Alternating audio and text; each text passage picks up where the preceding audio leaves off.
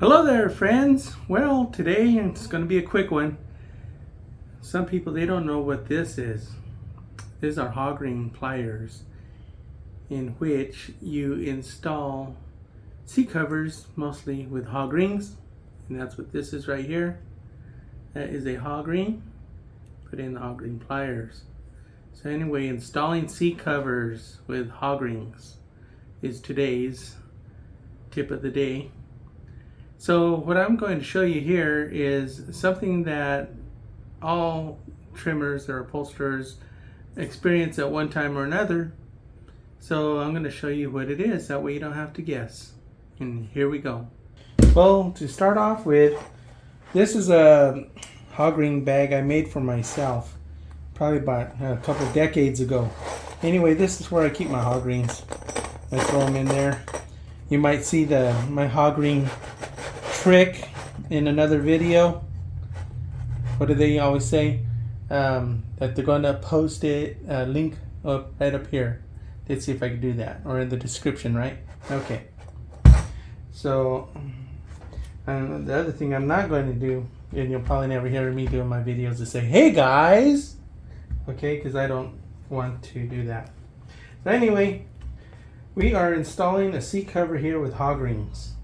And this is fairly typical. This is a later model Dodge is what this is, but other vehicles are similar.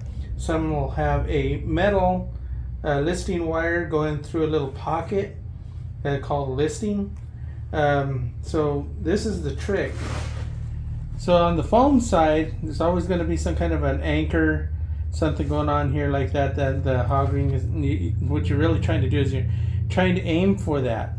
So that way the hog ring gets hooked in there. So you're going to join the seat cover with the foam just like that, and then you're going to squeeze it.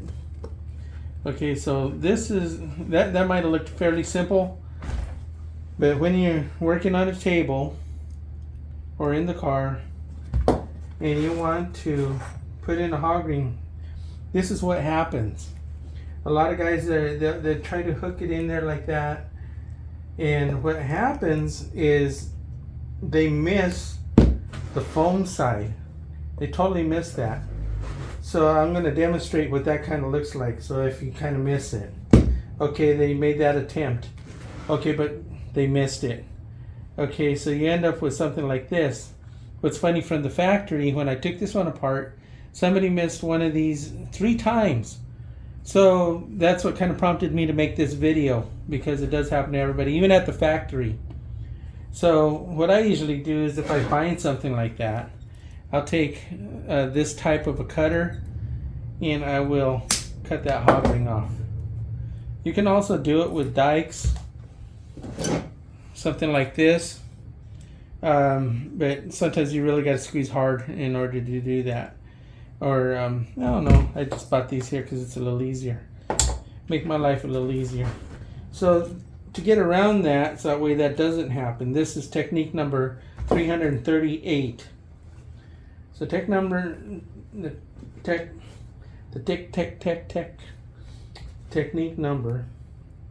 338 is what you do when you put your hog rings pliers down.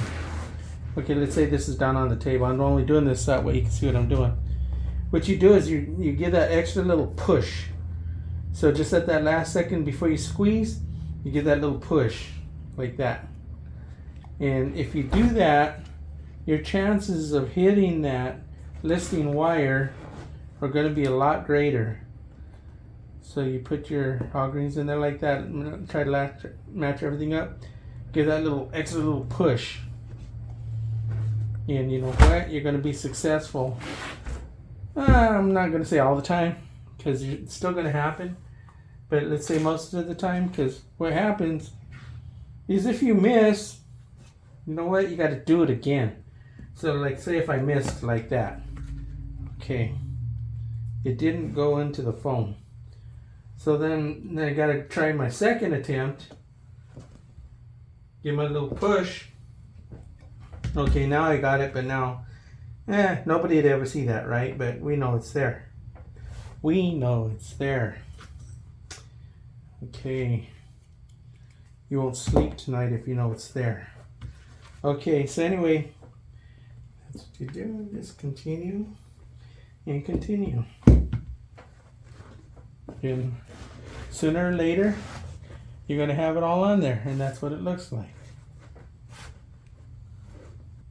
Well, my friends, I hope that this has been helpful for you, and it'll make your game better if you're already experienced. And if you're not experienced and you're just starting out, it's a good place to start.